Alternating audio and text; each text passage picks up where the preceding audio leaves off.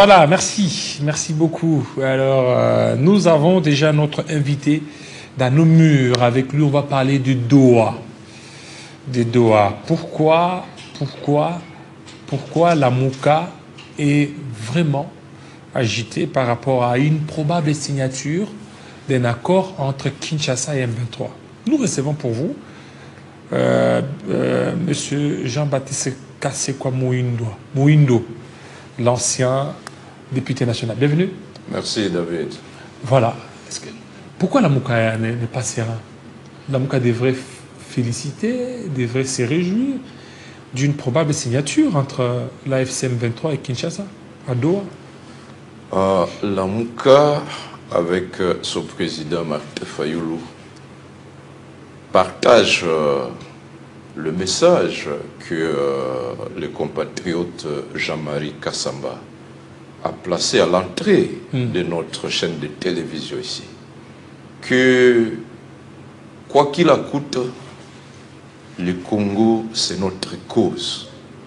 Et pour Martin Fayoulou, le Congo est extrêmement à danger aujourd'hui dans son intégrité territoriale.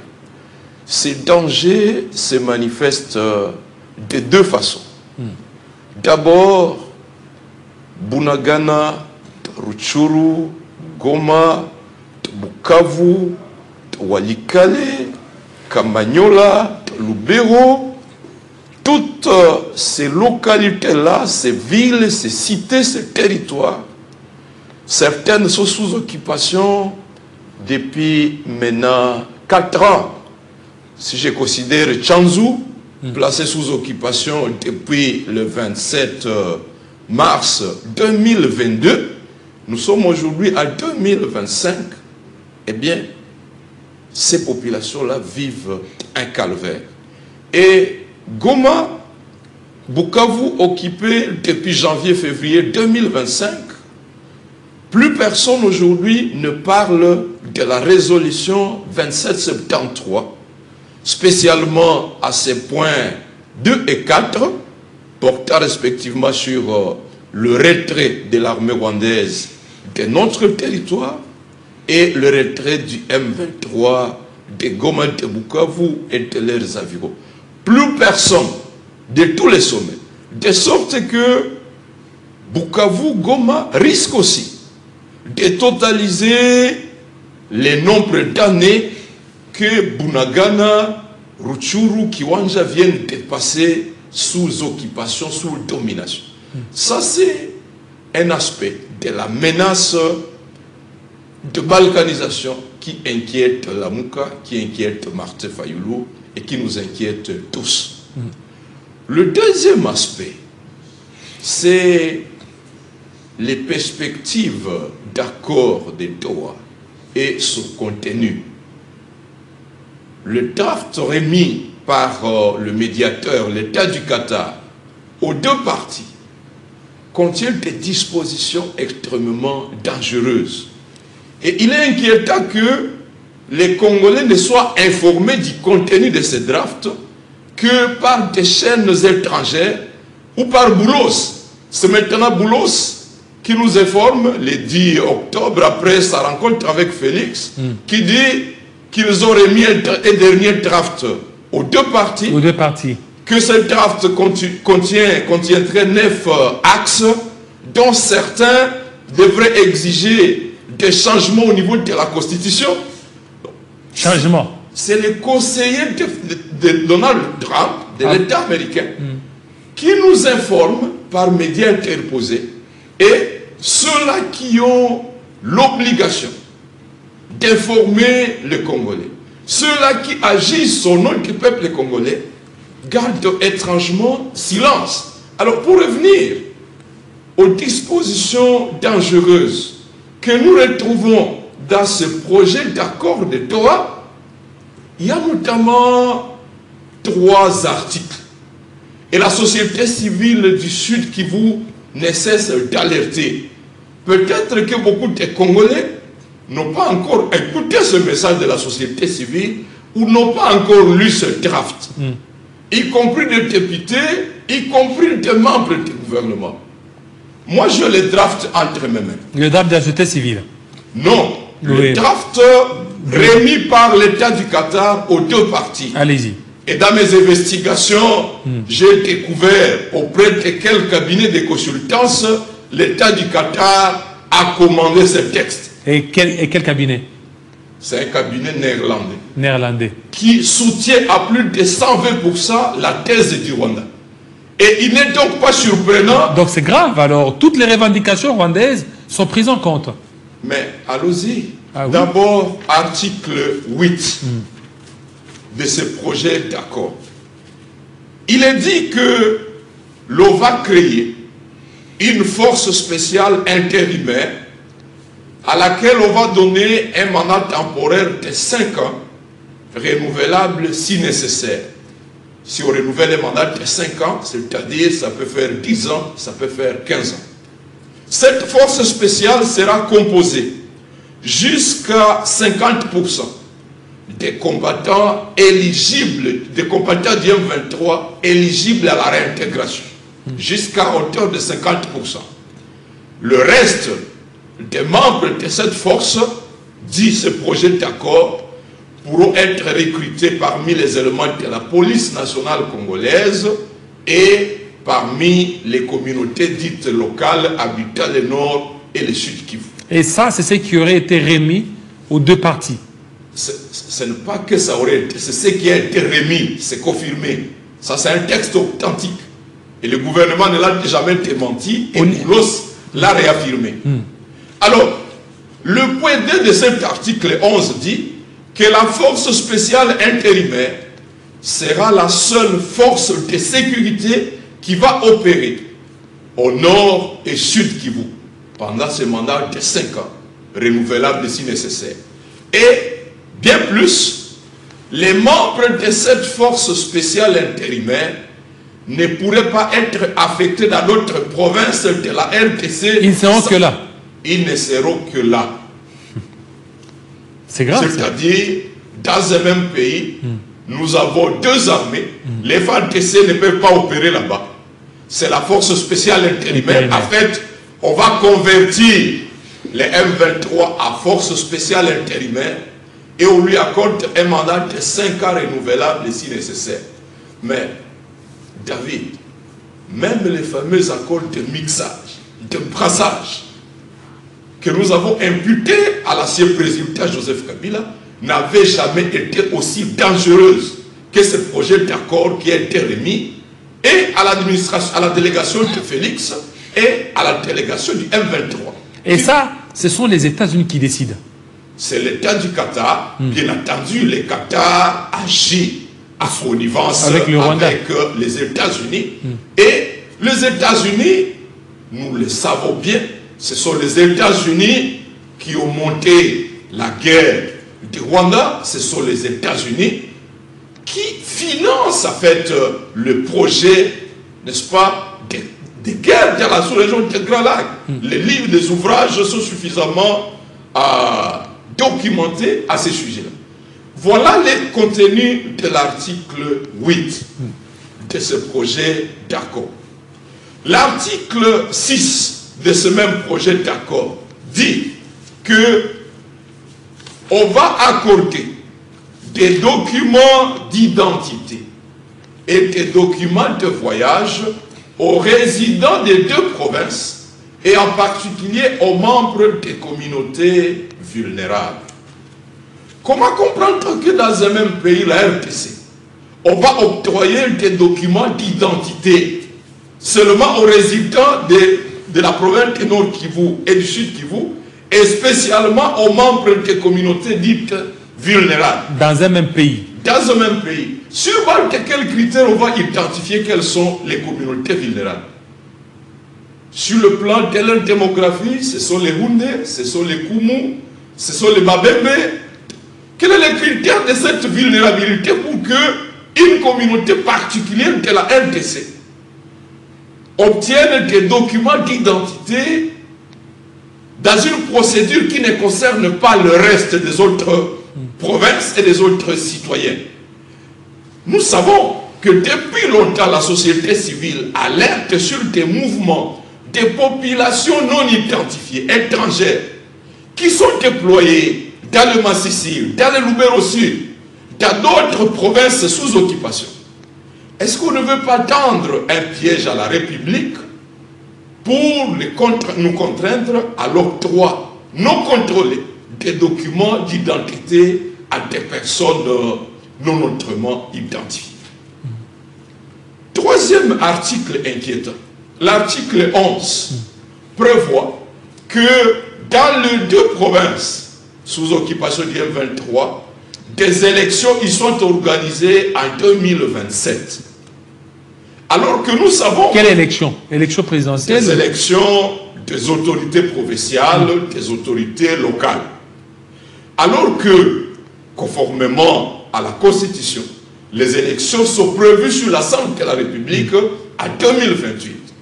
Cela veut dire que Doha veut introduire deux cycles électoraux différents au sein d'un même pays.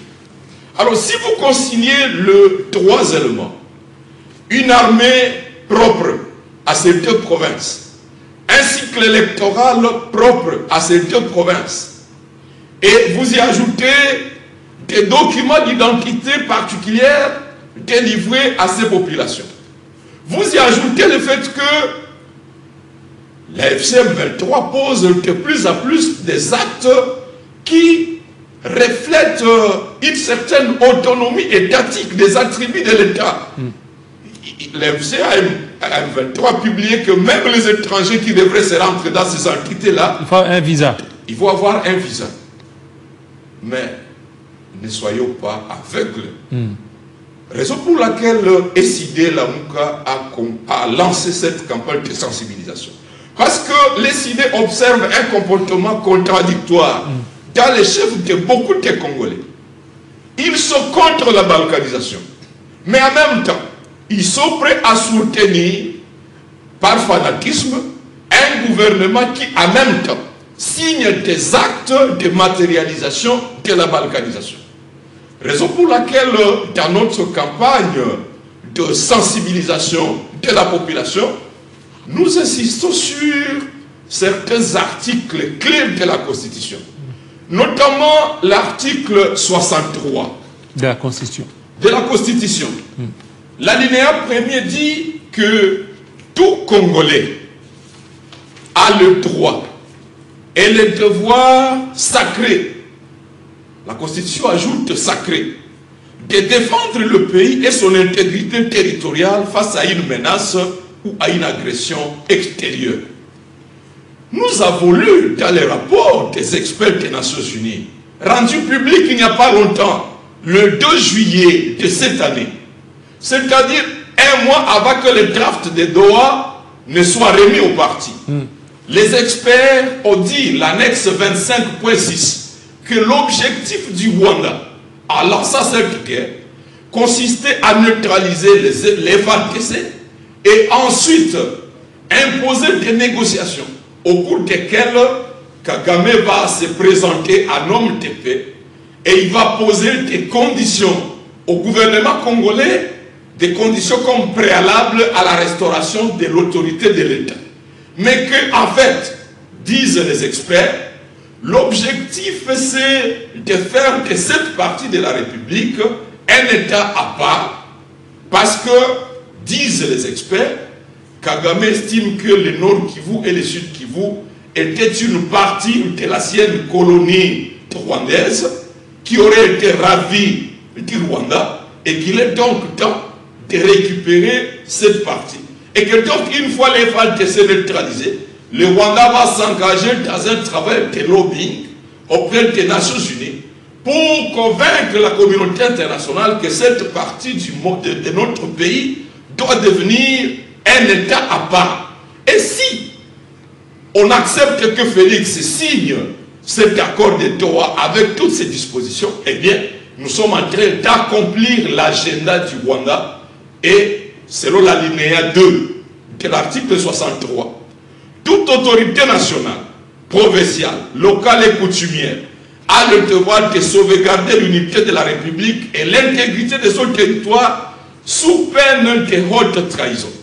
si Félix signe cet accord avec toutes ces clauses dangereuses, suicidaires contre l'intégrité territoriale, il se sera rendu coupable de haute trahison. Donc Doha, c'est un danger. Raison pour laquelle Martin Fayoulou et les CID nous insistons. Nous devons tout faire pour que Doha se limite simplement à un accord portant sur les modalités de mise en œuvre du cessez-le-feu. La guerre doit s'arrêter. Nous ne sommes plus d'accord que le sang des Congolais soit versé. On a tué plus de 9000 personnes à Goma. Nous ne voulons plus assister à ces carnages demain à Kindu, à Uvira, à Butembo, à Kisangani. Trop c'est trop, il n'y a pas de raison qu'on s'amuse à verser le sang des Congolais. Et donc, Doha doit se limiter dans son accord à définir les modalités du respect de l'effectivité d'un cessez-le-feu entre les belligérants. Doha doit également se limiter aux modalités de mise en application de la résolution 2773. Les causes profondes du conflit doivent être débattues entre tous les Congolais en dialogue national inclusif. Il n'est donc pas question, nous ne pouvons pas accepter que deux parties se réunissent à Doha et prétendent vouloir signer ce qu'ils appellent un accord global inclusif qui trouve des réponses aux causes profondes du conflit. En tout cas, pour les idées, cet accord ne va pas nous engager. Surtout que l'article 214 de la Constitution nous donne raison et dispose que nul accord, alinéa 2 214, nulle cession, ni l'échange, ni l'adjonction de territoire n'est valable sans l'accord du peuple congolais consulté par voie de référendum. Donc que nos amis du M23 ne se laissent pas duper non plus.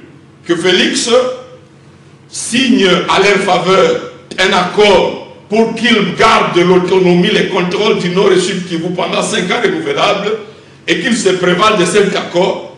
Pour nous, cet accord sera sans valeur. C'est comme deux personnes sans mandat se mettent d'accord pour... Mais eux, ils ont les armes, non? Ils ont les armes. Peut-être c'est le fait d'avoir les armes qui leur donne un peu cette garantie. Comment vous allez faire?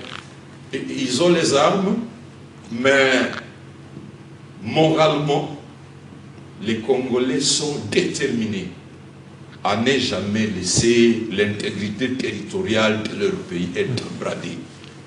La guerre pour la défense du territoire national, c'est une guerre sacrée. Ce matin, je pensais dans la Bible, moi j'ai lu beaucoup la Bible, Akab a envié un chat appartenant à Naboth. Et il est allé même jusqu'à tuer Naboth. Mais j'ai salué le fait que par le prophète Élie, Dieu a infligé des sanctions terribles. Et à Jézabel, l'épouse à Akab, et à Akab lui-même. Le Rwanda envie aujourd'hui le Nord Kivu, et peu comme Akab a envié les chats de Naboth. L'Ouganda envie également l'Ituri, la province orientale. Mais pour la cause de notre territoire, ils sont nombreux des Congolais qui sont prêts à mourir comme Naboth. Donc, que nos amis du M23 ne se trompent pas en pensant qu'ils sont les seuls à détenir les armes. La seule arme dont dispose un peuple, disait Feu Étienne Tshisekedi, c'est la mobilisation nationale. Donc, au fur et à mesure que les idées vont continuer à sensibiliser les Congolais, ils sont nombreux qui vont s'élever. Et ils s'élèvent déjà, ça et là.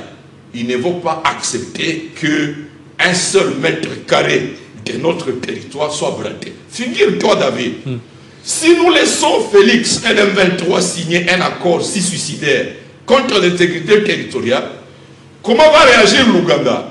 L'Ouganda va dire... Ah, avec Anituri aussi. Anituri. L'Ouganda va dire, mais... Bisonde Bazoba. J'ai rencontré un Congolais qui revenait de Kampala, qu'un chauffeur de taxi moto qui l'amenait quelque part, lui dit, mais nous ne savions pas que les Congolais étaient si naïfs pour laisser les Rwandais lui prendre tout ce territoire. Nous ne le savions pas, nous aurions été le premier à prendre l'Ituri et la province orientale.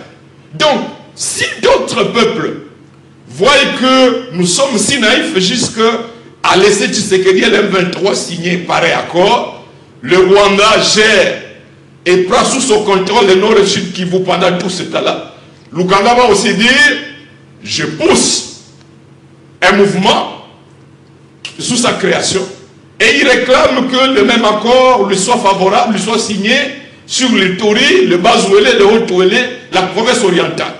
L'Angola peut aussi se réveiller demain et dire, ah, je prends le contrôle de Lufu je prends tout Congo jusqu'à Kenge et je réclame que l'on me signe aussi un accord de gestion d'exploitation de ce territoire pendant 5 ans. Les Rwandais vont surgir par la République centrafricaine et dire, bon, nous prenons Guémena, Gualtolit et nous exigeons aussi qu'on nous signe un accord. Donc, Félix nous entraîne sur un chemin très très dangereux. J'essaie personnellement, j'essaie de m'imaginer que probablement qu'il est sous la pression des États-Unis. Parce que les Américains aussi veulent aussi que les choses aillent vite avant le 13 novembre de cette année. Et est-ce que le Congo ou les Congolais vont-ils s'émanciper de cette pression? Unis, nous sommes imbattables. Raison pour laquelle les cités invitent Félix à adhérer à la démarche du pacte social proposé par les évêques pour que ensemble nous puissions construire la cohésion nationale, que nous puissions vider les questions qui nous divisent entre nous. La Bible dit, un royaume divisé ne peut pas survivre. La manière dont les élections de 2018 se sont passées, les élections de 2023, des actes que l'administration Félix continue à poser, divisent profondément la nation congolaise. Et en divisant la nation, Félix fait les jeux de l'ennemi. Mais si aujourd'hui il adhère à l'initiative du pacte, nous nous disons la vérité entre nous, Congolais. Nous nous réconcilions. Avec qui, cette fois-là? Toutes les parties prenantes. Même les Nanga aussi. Qu'ils viennent. Qu'ils viennent au dialogue. Nous allons voir si le M23 aura la capacité de dire qu'il voudrait réclamer d'avoir le contrôle du Nord et Sud Kivu pendant 5 ans renouvelables.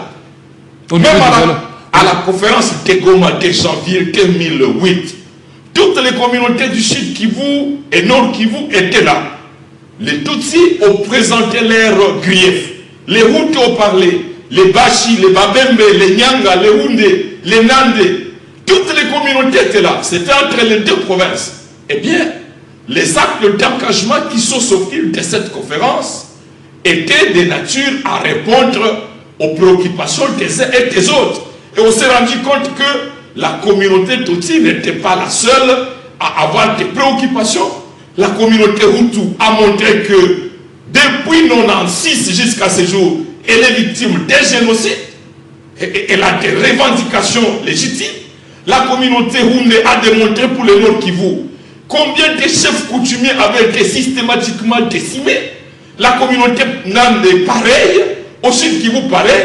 Donc, deux groupes d'individus ne peuvent pas aller s'asseoir à Doha et prétendre signer des actes des accords par lesquels on prétend qu'on veut donner des documents d'identité à une communauté dite vulnérable, qu'on va laisser au M23, dont nous connaissons l'origine. Le rapport des experts des Nations Unies est clair. Le M23 a été fabriqué, monté, commandé par l'armée rwandaise. Et donc, si Félix signe pareil accord, pourquoi cela est une haute trahison? J'ai vu dans le dictionnaire, la haute trahison, c'est l'intention de placer la nation ou une partie de la nation sous la domination étrangère. Félix aura signé qu'il place tous ses compatriotes vivant au nord et sud Kivu sous la domination du Rwanda. Le Rwanda, dont nous connaissons les conséquences graves de sa présence sur notre territoire, plus de 6 millions de morts, des femmes violées, plus de 25 millions de déplacés internes. Et tu es chef de l'État, tu pars à Doha, tu signes un accord que je laisse à cette armée-là, je lui donne un mandat temporaire de 5 ans renouvelable si nécessaire. C'est de la haute trahison. Et si les Congolais vivant dans les autres provinces vont garder silence, ils seraient en train de manquer au devoir prévu à l'alinéa 1er de l'article 63, le devoir sacré de défendre l'intégrité territoriale, le devoir de solidarité vis-à-vis de ses compatriotes que Félix aura livrés entre les mains de l'occupant. Raison pour laquelle les idées lancent sa campagne pour alerter chaque Congolais que nous devons ramener notre frère Félix à la raison avant qu'il ne soit trop tard. Que tous, y compris ceux qui sont à Goma, allons au dialogue national inclusif. Vous avez des revendications, on en discute, on se dit la vérité, on se réconcilie, on fait la cohésion nationale. Mais ceux-là qui vont se montrer rebelles pour s'attacher à l'agenda du Rwanda, là, nous allons dire, ils sont des traîtres à la République. Mais tous ceux-là qui défendent l'intégrité territoriale, a dit Martin Fayoulou, nous allons former les camps de la patrie et ensemble, nous allons résister. Et Boulos maintenant, dans tout ça, parce qu'on le voit ces derniers temps, très en mouvement, hein, très en mouvement entre Kinshasa, Kigali, poussant certainement les deux parties à signer avant le 13 novembre. Nous ne sommes pas opposés à l'implication de Boulos et du Qatar. Et pourquoi d'abord avant les 13? Avant les 13, c'est simple. Vous savez que Trump lui dit qu'il a déjà mis fin à cette guerre de 30 ans. Il revendique d'ailleurs qu'il doit donner son prix Nobel. Et donc, il veut matérialiser cette campagne-là par une rencontre, une poignée de main Félix Kagame autour de Trump, ce que nous lisons dans les médias. Mais cette publicité-là ne peut pas être une cause pour sacrifier l'unité nationale, l'intégrité territoriale. Nous saluons l'engagement des États-Unis et du Qatar, mais nous disons le Congo appartient d'abord aux Congolais. Le Congo n'est pas un bien sans maître. Que les États-Unis et le Qatar fassent pression au Rwanda, au M23, pression sur Tshisekedi, pour que tous les belligérants se limitent d'abord à un cessez-le-feu. Qui n'est toujours pas d'ailleurs accepté, qui n'est toujours pas respecté. Jusqu'à présent. Ça continue toujours malgré les cessez-le-feu. Ce qui se passe le cas de Walungu, ce qui se passe le cas de Massissi, à Pinga. Donc, la guerre sévit dans tous ces territoires-là. Et c'est chaque jour qu'il y a un bombardement, chaque jour qu'il y a des pertes à vie humaine. Chaque jour des pertes à vie humaine, pour quelle finalité? Donc tous sont de mauvaise foi. Il faut une forte pression de part et d'autre parce que de l'autre côté, Félix n'est pas gêné qu'on lui laisse s'appeler le roi soleil sur 24 provinces. Qu'importe que les populations du nord et sud Kivu restent sous domination étrangère, si un deal peut lui permettre qu'il reste là jusqu'à 2028 et glisser jusqu'à le plus longtemps possible, eh bien, les gens de l'Union sacrée ne sont pas forcément gênés par ça. Et c'est à nous de les bousculer, de faire pression. C'est l'une aussi des raisons de cette campagne, de dire nous ne pouvons pas accepter un schéma suicidaire comme celui-là. Non seulement le projet d'accord de Doha est dangereux, mais également la stratégie du statu quo dans laquelle Félix veut nous entraîner est une complicité de balkanisation. Ça arrange, Félix estime que ça l'arrange. Vous avez suivi quelques dire, tant qu'on ne nous aura pas ravi le Katanga, ils peuvent garder le reste de la République. Cela ne nous empêche pas de dormir. Le Congo continue toujours à vivre malgré. Voilà des propos balkanisateurs que les Congolais ne devraient pas tolérer. Il n'y a pas longtemps, on a suivi quelqu'un qui... Nous suivons la guerre à la télévision, la guerre à 2000 km. Donc, pour les caciques de l'Union sacrée, si Boulos et l'État du Qatar peuvent intervenir et obtenir un deal sorcier avec l'M23, que l'M23 reste au nord Kivu et sud Kivu, et qu'on les laisse, eux, patronner sur les 24 provinces restantes, eh bien, pour eux, il ne vaut pas se gêner, ils sont prêts à signer n'importe quoi. Et ça, c'est une autre forme de balkanisation, comme je le disais tantôt. Bunagana, c'est depuis le 13 juin 2022, jusqu'à ce jour. Plus personne ne s'en préoccupe. Goma, c'est le 27 janvier de cette année. Plus personne, dans aucun sommet, on ne parle plus de la mise en application de la résolution 2773.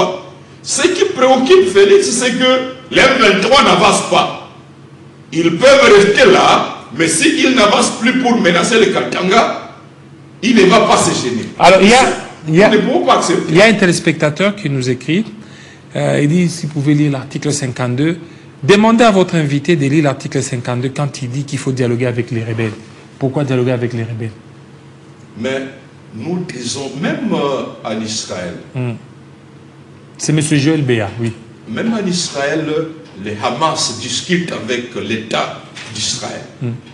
Nous sommes dans une situation telle qu'aujourd'hui, Félix ne veut ni du dialogue et ne veut pas non plus faire la guerre.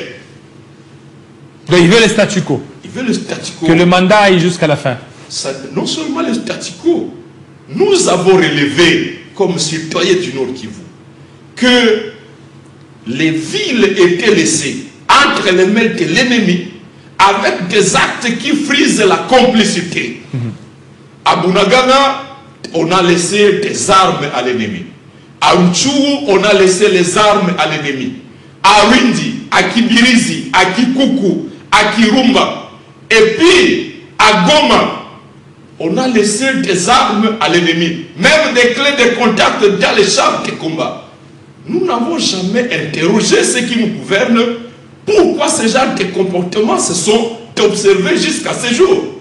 Donc, Félix ne veut ni du dialogue et ne veut ni de la guerre.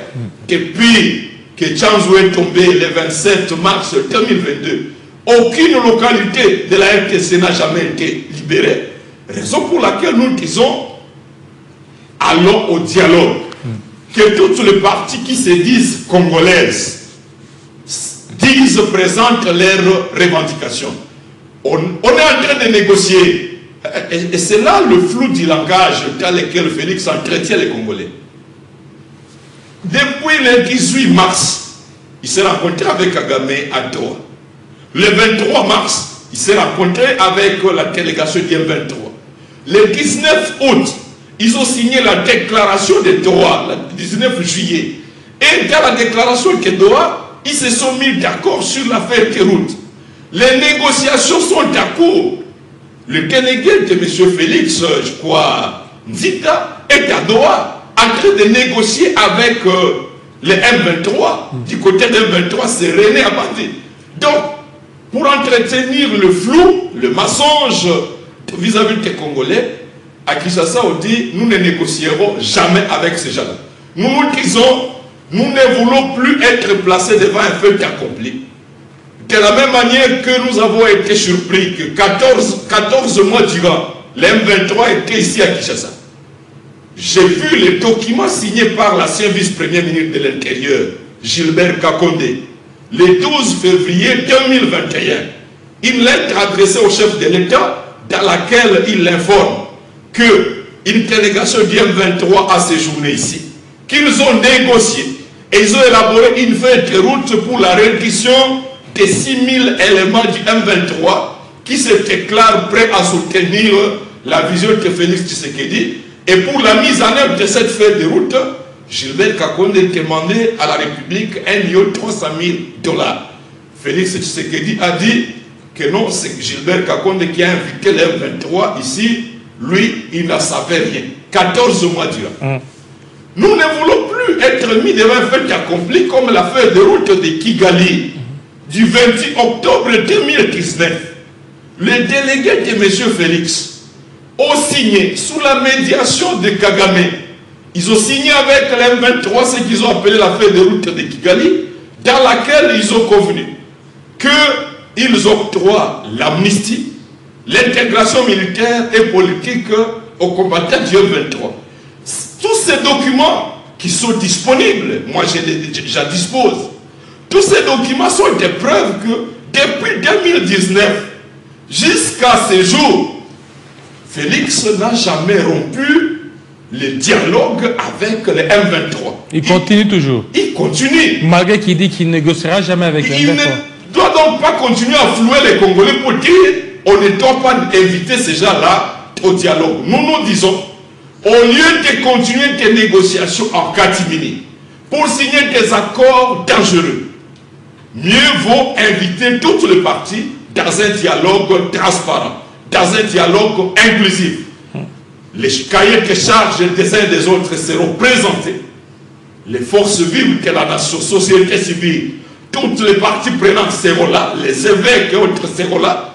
Nous allons voir si ces gens-là auront le courage de réclamer qu'il leur soit accordé un mandat temporaire de 5 ans renouvelable pour gérer de manière exclusive les Nord et sur Kivu. Et s'ils ont des revendications légitimes, eh bien, ce sera l'occasion de les écouter.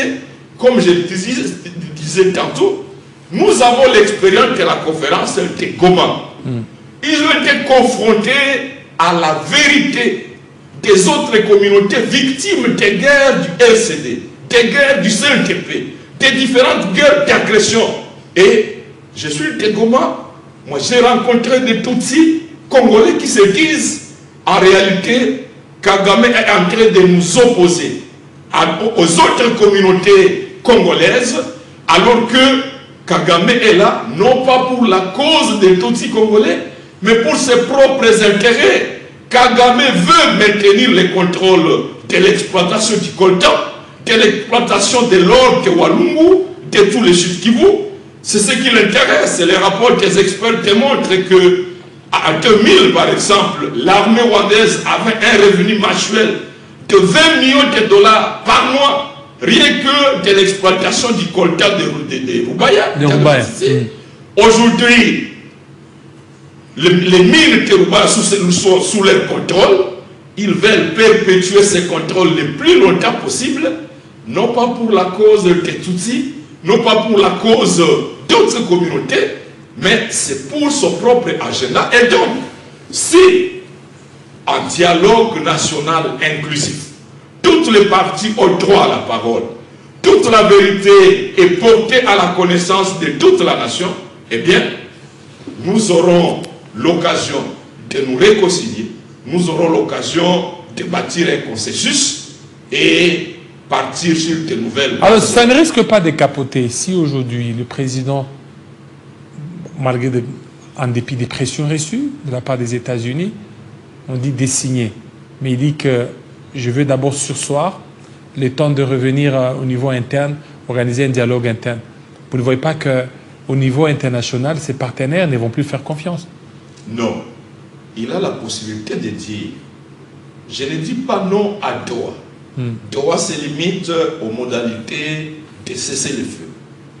Et ça, les partenaires avaient déjà commencé à imposer des sanctions au Rwanda pour l'empêcher, n'est-ce pas, de poursuivre la guerre. Et donc, si Félix est de bonne foi et dit, je suis pour un cessez-le-feu. Un cessez-le-feu accompagné de la tenue d'un dialogue national inclusif. Pour quelle raison? Parce que j'ai prêté serment de sauvegarder l'intégrité territoriale. Je ne peux pas signer des accords compromettants. Qu'il ait le courage de parler de ces accords, n'est-ce pas, à toute la nation. Pourquoi il garde le silence? Mouyaya, il est si éloquent. Pourquoi il est incapable de dire aux compatriotes, de dire, chers compatriotes, voici, le médiateur nous a remis tel draft, et pour cette raison-là, eh bien, nous disons que nous ne sommes pas d'accord avec lui. Donc, la cause de la défense du territoire national est une cause soutenue même par Dieu lui-même. Les partenaires ne vont pas s'opposer à une démarche qui allie d'un côté le cessez-le-feu, de l'autre un dialogue national inclusif. Ce draft-là est de l'émanation rwandaise. Ce draft est de l'émanation de l'État du Qatar, Oui. mais qui a confié le marché à un cabinet de consultance néerlandais. Un cabinet dont le pacha vers la thèse du Rwanda est connu à plus de 120 degrés. Et ça, de la même manière que Félix trouve des reproches à la médiation des évêques et des pasteurs, il s'est opposé à la proposition de médiation de Thabo Mbeki. Je ne comprends pas pour quel intérêt il continue à garder silence lorsque le médiateur du Qatar propose des clauses suicidaires comme celle-ci. Ça, c'est suicidaire, c'est contre la nation. Mais comment nous pouvons accepter et garder silence devant pareil projet d'accord? C'est inacceptable. Inacceptable, raison pour laquelle l'ECD est en campagne de sensibilisation. Pour dire, chers amis, chers compatriotes, vous tous qui aimez le Congo, réveillez-vous. Ne soyez pas en train de dire d'un côté vous êtes contre la balkanisation, mais au même moment, vous soutenez, vous laissez Félix aller signer des actes qui matérialisent la balkanisation. Il est notre frère, nous ne sommes pas contre lui, mais il n'a pas mandat, aucun Congolais n'a le mandat de céder un seul mètre carré de notre pays. L'article 165 de la Constitution dit ceci, que le président, il y a haute trahison dans le chef du président de la République ou du Premier ministre, 166, 165, il y a haute trahison lorsque le président de la République a violé intentionnellement la Constitution, ou lorsque lui ou le Premier ministre sont reconnus auteurs, co-auteurs ou complices de violations graves et caractérisées des droits de l'homme, des cessions d'une partie du territoire national. Et ici, le délégué de la RDC à Doha, il est porteur d'un mandat signé par Félix Tshisekedi. Si donc l'acte d'accord de Doha est signé avec ces mêmes clauses, eh bien, Félix se sera rendu auteur de cession d'une partie du territoire national, et la Constitution appelle ça haute trahison. Normalement, le procureur, près la cour contextuelle, aussitôt que cet accord serait signé dans ce terme-ci, il devrait saisir les deux chambres du Parlement pour que ces deux chambres lèvent les immunités de M. Félix et autorisent le déclenchement d'une procédure de poursuite. Voilà, Mais comme le Parlement congolais, il est ce qu'il est, je l'ai dénoncé la fois passée. Ceux qui signent ces accords, que ce soit à Doha, que ce soit à Washington, ceux qui négocient, ils ne sont ni ministres, ni députés. Ils ne sont donc pas interpellables devant l'Assemblée, devant le Sénat. Ils n'ont des comptes à rendre à personne. Ce sont les médias qui nous informent. C'est Boulos ou l'État du Qatar qui nous informe des décisions graves qui engagent notre avenir. Et ça, c'est inacceptable. C'est inacceptable. Il y a, pour terminer, M. Thabo Apollinaire, il dit que le gouvernement a fait la guerre. La preuve, c'est que l'M23 n'avance plus. C'est que c'est déjà une avancée. Un autre qui est du Sud Kivu, je préfère ne pas citer son nom, pour le protéger. Alors, il est vrai que nous souffrons déjà avec cette rébellion dans l'Est, mais ça ne saurait pas cautionner ces propositions. Et par erreur, si le gouvernement congolais endosse ça, c'est une autre trahison. 5 ans, même une semaine avec une force spéciale d'M23, c'est trahir la mémoire de nos FARDC Wazalendo et de tous les résistants de cette rébellion et qui sont morts depuis 2019, particulièrement plus de 30 ans déjà. Que SID continue beaucoup plus sa démarche. Ça, c'est un téléspectateur. Il m'a dit de ne pas citer son nom. Il est au niveau de la zone occupée. Un autre qui dit, Monsieur Mouindo les FARDC sont vent en poupe. La preuve, c'est que les M23 n'avancent plus, c'est qu'ils sont totalement coincés. L'expérience a montré que les cessez-le-feu que nous avons connus, je crois, nous sommes au 8e cessez-le-feu. 8e cessez-le-feu. Les cessez-le-feu ont toujours profité à l'ennemi. À chaque rupture de cessez-le-feu, nous avons perdu des territoires et c'est l'ennemi qui a avancé. Et donc, qu'il y ait un cessez-le-feu aujourd'hui, grâce à la médiation des États-Unis et du Qatar, nous ne pouvons pas dormir sur nos lauriers et penser que les menaces sont écartées. Au contraire, nous voyons chaque jour les M23 sanctionner les formations de ces recrues, 7000 par ici, 8000 ça et là. Paradoxalement, par exemple, pour revenir à la situation de Béni, depuis le mois d'avril, la jeunesse de Béni a demandé expressément au gouvernement d'ouvrir un centre de formation à Nialeki ou dans une autre partie de la République pour que ces jeunes soient formés à l'autodéfense locale pour protéger les populations contre les massacres des Altef. Ça n'a pas été fait. Notre gouvernement n'a jamais été capable, jusqu'à ce jour, de clôturer une seule session de formation des jeunes à l'autodéfense. Par contre, c'est l'ennemi qui renforce ces formations, qui sortent ces sessions. Voilà. Donc, nous ne pouvons pas prétendre que cette trêve ici marque la fin de la guerre. Par contre, nous devons capitaliser l'engagement de Doha, l'engagement des États-Unis, l'engagement des États africains pour nous conduire à un dialogue inclusif et cela le plus tôt possible. Parce que si demain on laisse à nouveau ces gens-là endeuiller une ville comme Uvira, comme Butembo, comme Kindu ou Kisangani, c'est ce qu'ils sont en train de prévoir. Endeuiller la République, nous plonger dans une angoisse et dire à Félix, signer ces accords de Doha les yeux fermés, donner-leur 5 ans renouvelables autant de fois pourvu qu'ils n'avancent plus. C'est ça la stratégie dans laquelle ils veulent nous placer. Nous nous disons, les médiateurs doivent imposer le respect de cessez-le-feu à toutes les parties. Nous allons au dialogue, nous parlons la vérité entre toutes les parties. Nous nous réconcilions, nous bâtissons la cohésion nationale et nous définissons l'avenir de notre pays. Merci beaucoup Jean-Baptiste Kasekwa d'avoir répondu à notre invitation de ce matin et à la grande satisfaction de tous nos téléspectateurs, ceux qui nous suivent au niveau de Goma, au niveau des Bukavu. Ils étaient vraiment très, très branchés. Ils ont insisté à ce que Jean-Baptiste Kasekwa soit là pour éclairer l'opinion. Vous l'avez suivi, fidèles téléspectateurs. Il est là, l'un de vôtres, surtout ceux du Nord Kivu. Voilà. Chaque fois quand je le reçois, il continue beaucoup plus à insister. Nous voulons du Jean-Baptiste Kasekwa. Il est là.